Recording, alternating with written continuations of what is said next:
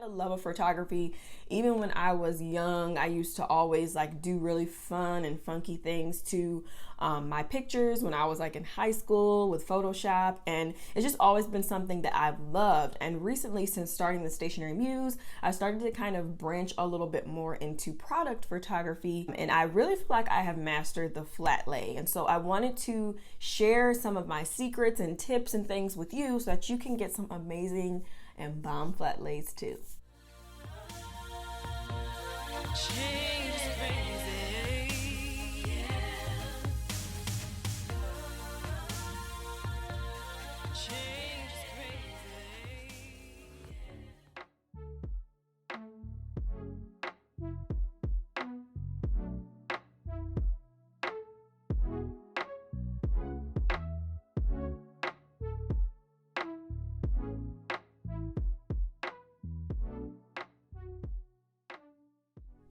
Hey guys, welcome back to my channel. My name is Tatiana and this is the Stationary Muse. And today I wanted to talk to you guys about getting the perfect Flatlay and give you some tips for getting started. So the first thing I want to point out is for this video, I'm going to be talking all about how to do this with your phone.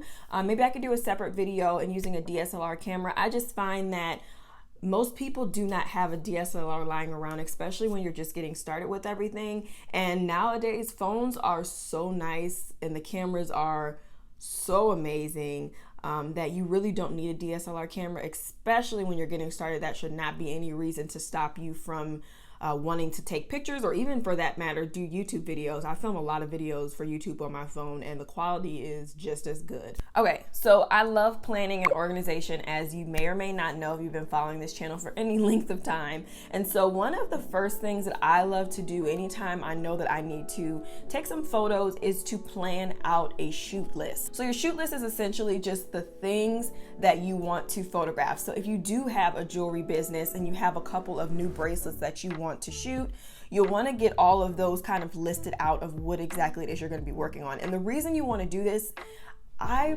personally recommend, especially when you are a solopreneur, always try to bulk do things whenever you can to save yourself some time. And so that is one of the reasons why I do a shoot list, because I try to do as many photos in one day in one sitting as possible. And then I know I might have them for a couple weeks, or however often you create new things, versus every day I'm like, okay, I got to do this, I got to film this, and I have to keep pulling my stuff out. So definitely make your shoot list, and then you want to schedule a date for when you're going to be able to do it. Now, one thing that I will say about scheduling the date, when I personally take my photos, I like to make sure that I have enough time and I have enough variety, y'all, to be able to go through. So let's say, for example, I'm taking a picture of a notebook. Well, I want to have like 10 different angles, different shots. I might open it up, get some of the inside. I might get a closer picture of the coil binding. I might get a couple angles of the front cover, and then I might get something of the back, and then I might do one styled where maybe there's some pins and things around. It looks like it's on a desk.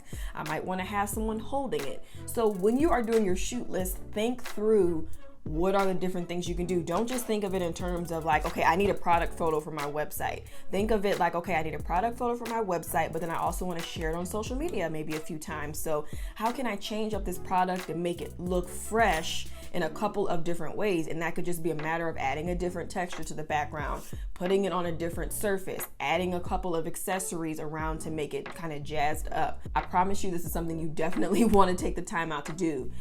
Take a day to just kind of plan out your shoot. And then the other thing I really recommend, and I even do myself, I've been doing this for years, but I like to still go and find inspiration on the internet. Anytime I start a creative project, I am a huge person of finding some inspiration first.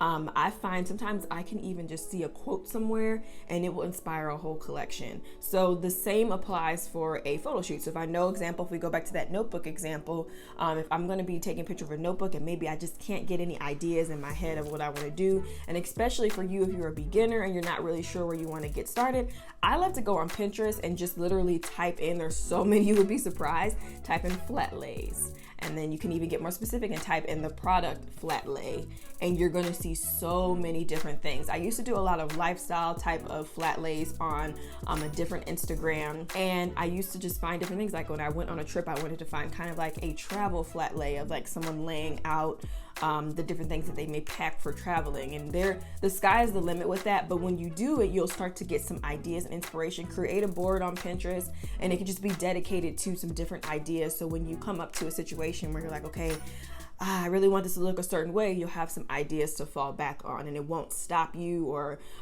slow up your creative process. Planning is so huge with anything, so definitely take the time out to do that, because you'll find that you will set yourself up for success when you already have a plan in place and you're basically just ready to dive in and get started. So now we're gonna get into some fun stuff. So one thing that I absolutely love and always look out for is props and backgrounds.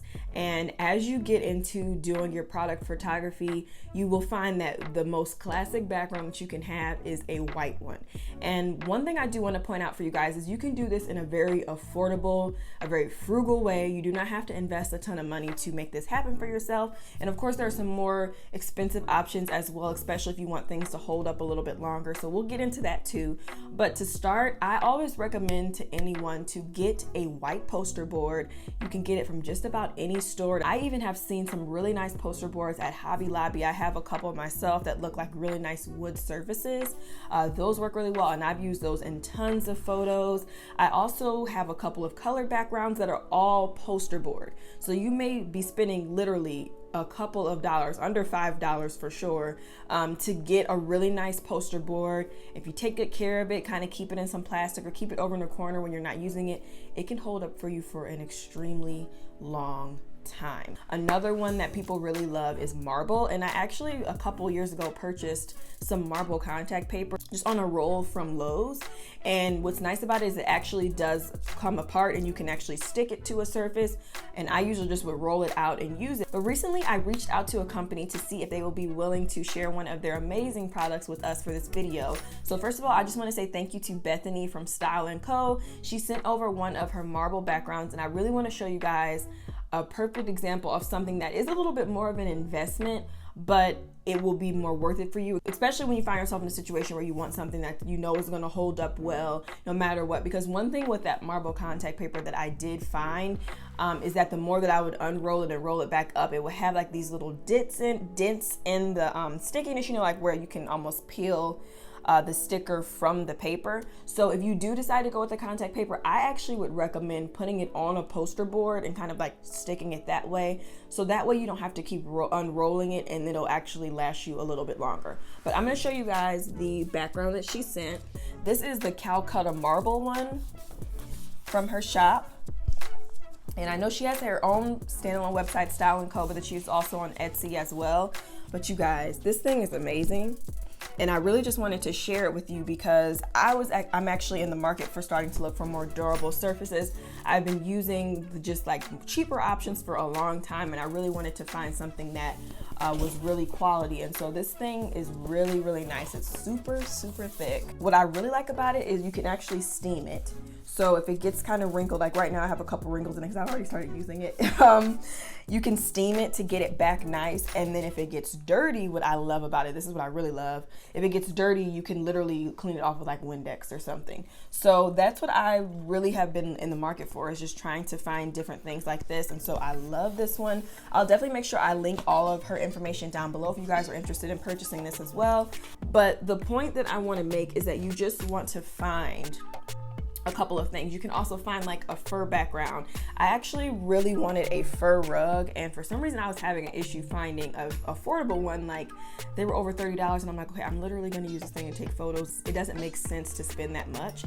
So I actually ended up going to Hobby Lobby, and I got them to cut me like a yard of some fur, and I literally have used that in photos, and it looks beautiful, you guys. So get creative. If there are things you see in people's photos when you're getting that inspiration, people will have like mirrors in there as props, different things. Like I'm just pulling some stuff off my desk because I use stuff off my desk all the time, like little rocks and just different things you can kind of throw in to spice it up so it doesn't look so plain. Sometimes you want things to look like it's done on purpose in photos. You can collect like little dishes and things like this are perfect if you have like a little brace or you have like a little necklace or something. You might put it in there and have it dripping off of the side. Plates are really good, and you can find this stuff at the dollar store, Target, Walmart. pretty much anywhere. Home Goods has a lot of really amazing things, but the point that I'm trying to make is that you don't want to, again, let the lack of what you have hold you up. You can easily go get yourself a poster board and use what you have at home. I'm sure you have a basket lying around that you can use. So it's really, really easy to create props for yourself and to get a basic background. So I just wanted to spend a little time on that because that can make or break a photo. If you are taking a picture on a white sheet, sometimes it may not look as good, but just a simple white poster board is really all that you need, and then you can slowly start building on to your collection from there. So now we're going to just say that you have fast forwarded to the day that you have scheduled your photo shoot for when you're ready to work through your shoot list. So I always like to turn on some music and kind of get in the mood. I'll have my Pinterest board ready to go whenever I need to access it. You want to have all of your items ready to go. So even if you have everything kind of in like a bag or a basket, if you're going to be photographing a lot of shirts and just different things like that, have it all together so you're not running around trying to find like, oh, where was that item? Where was that pin that I wanted to get a picture of? Just gather everything up. You can even do this as you're creating that shoot list so that you already have everything ready to go. Organization is key, and I stress this stuff because sometimes we don't think about these small things and you just kind of get in the moment. I know me as a creative, I could just get started with something and then I find myself wasting time trying to find something, trying to remember what I was supposed to do, when if I take the time to plan it out, then I can avoid all of that and I can literally focus on the task at hand, which is getting these pictures done, because it can be very time consuming to be snapping pictures, especially when you may be getting like 6 to 7 pictures per item. So now we're going to get into the photography portion of the video, and I'm going to give you some tips and things that I literally use all of the time when I do my pictures, no matter what the situation is. And if you want, we can also do another video later on down the line where I can talk a little bit more about lifestyle type of photos where you can place your products with people, and give you some tips and things for that. So if that's something you're interested in, give this video a thumbs up so I know that you're liking this series, and I will keep these videos coming. The biggest thing I want to talk about is lighting. So let's spend a moment on that.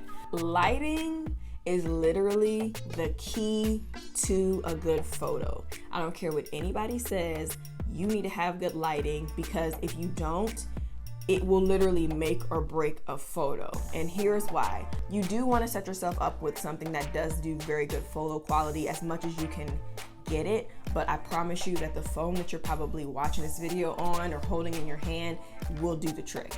So after that, of course, then lighting to me is going to make or break any photo. I see a lot of times where people will take pictures inside with just their regular lamps, which usually are yellow lighting type of bulbs, and then they will put it up, and I'm just like, oh my god, if they just would have made like this little shift, or if they would have changed this thing about the lighting, this picture would have been bomb. And so my biggest tip to you, what I always like to do, I love to do photo shoots inside whenever I can, and so go around your house and figure out what is the room with the best lighting, even if you have to do it in front of a big window like in your kitchen or something.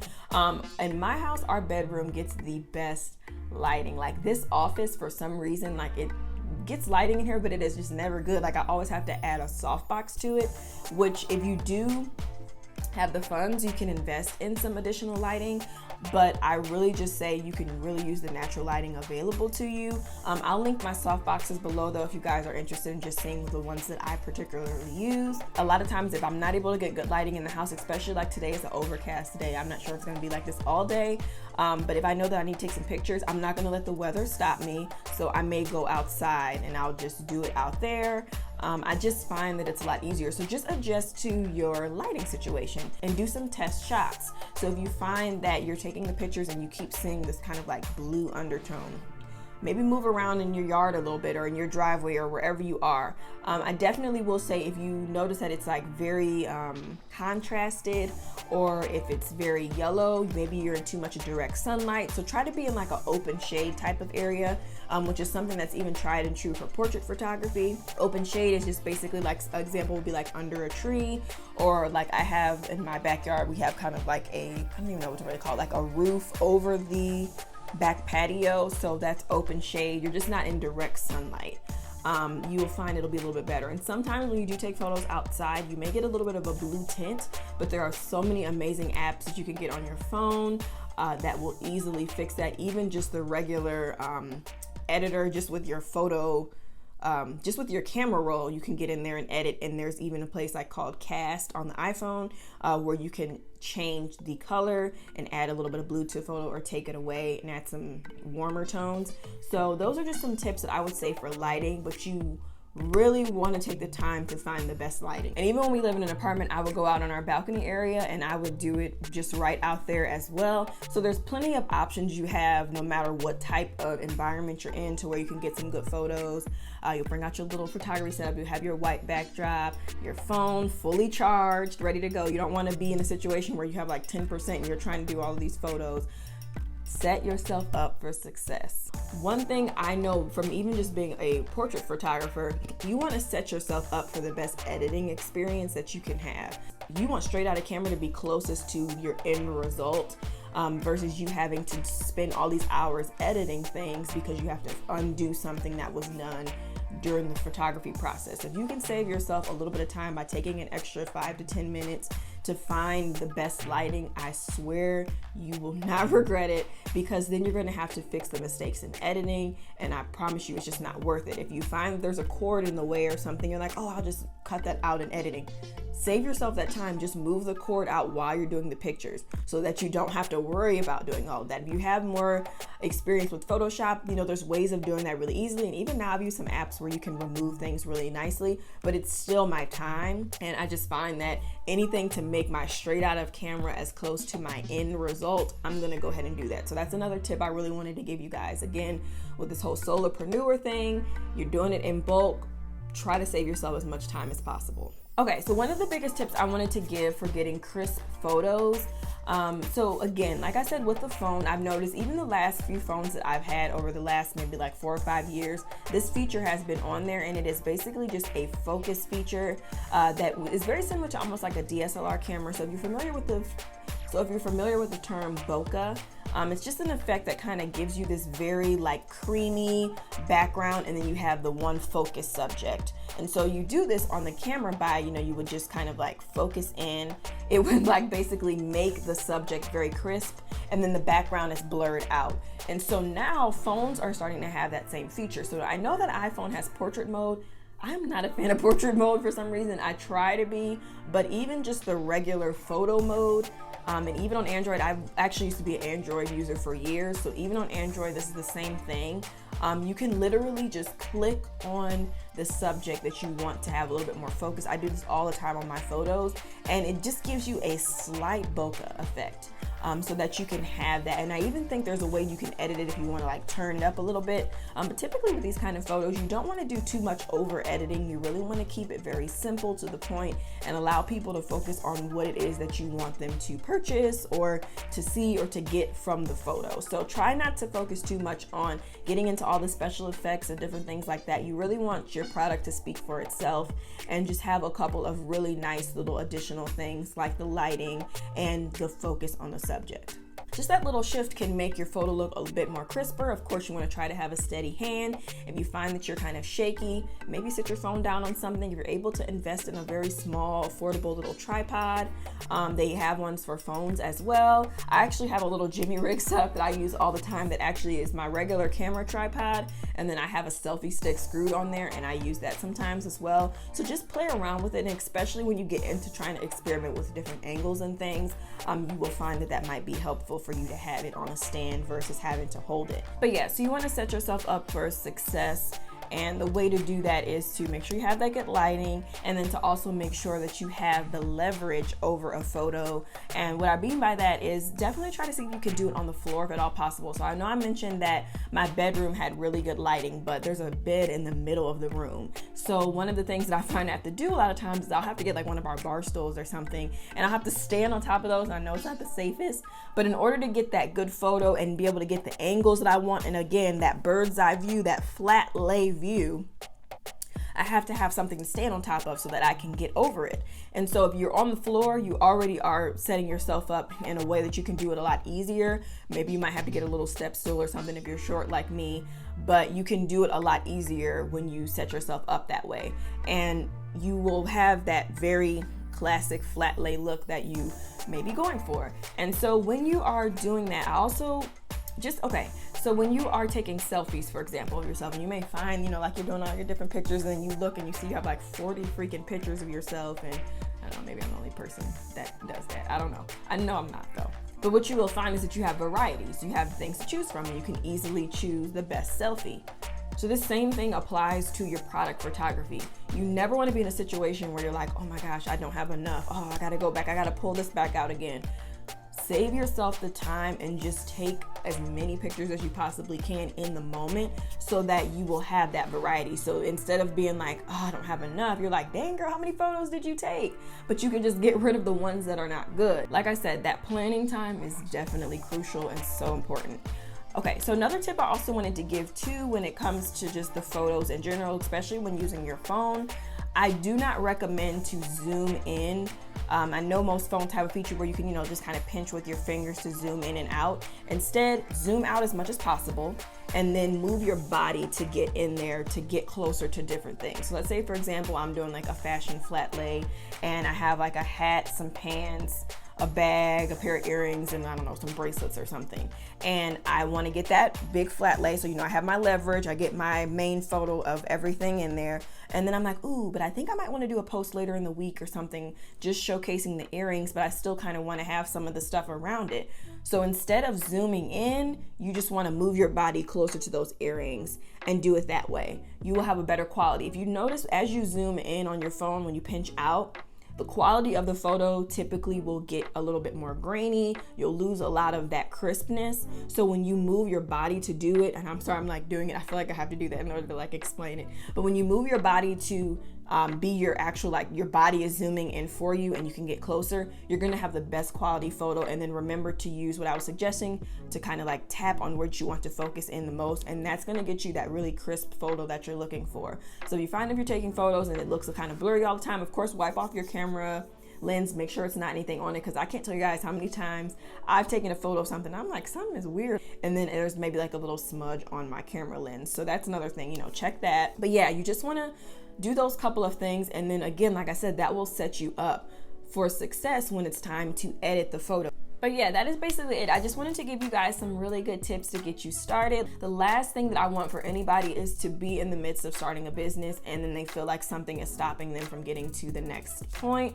You do not want to be waiting on anybody for the reason of why you can't get something started. Empower yourself and get out there and get started. And product photography is huge because we're in an age where everything is mostly online. A lot of us don't have brick and mortar locations. And so your pictures are literally the first impression of what people will see. They will make or break whether someone will purchase from you and different things like that. So if you take those few extra moments and those few extra steps to learn the skill, I think it's a great skill to have, especially if you do plan on being a business owner, because you'll always be able to do this and it's something that's going to be recurring all the time. You're always going to be showing off the latest thing that you have, and you're going to be doing that through social media and different avenues like that. And so I hope that you really got some good things from this. Definitely leave down below anything you would like to see from me in relation to photography, because I want to help you out in a way that's going to work best for you. Like I mentioned, this is one of many in this series, but again, if there's something you want to see, let me know. But I hope you guys enjoyed the video. Give it a thumbs up and definitely subscribe to my channel. I make new videos every single week about planning, design, business, life in general, so I would love to see you here. But yeah, thank you so much for watching. Bye.